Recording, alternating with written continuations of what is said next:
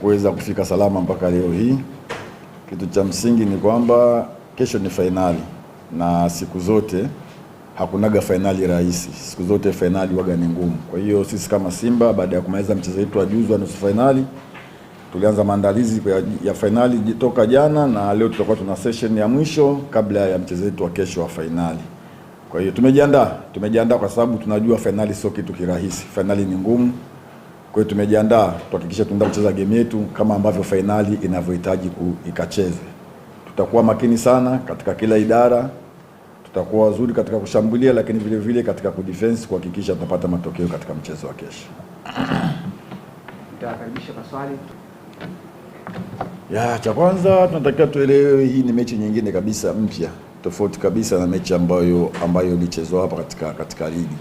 Na vile vile ni mechi tofauti kwa sababu hii ni fainali na ile ilikuwa ni ligi. Tofauti ni kwamba mechi ya kesho lazima ipatikane mshindi uje, tofauti na game iliyopita.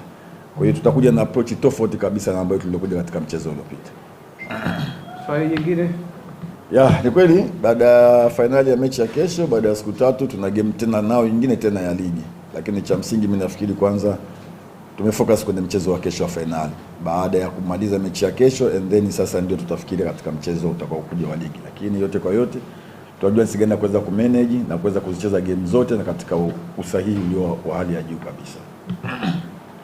Kitu kizuri kwetu sisi, tulikuja karibuni wachezaji wetu wote tuliokuja nao katika mashindano hapa wote wameweza kutumika kwenye game zote zilizopita hizi.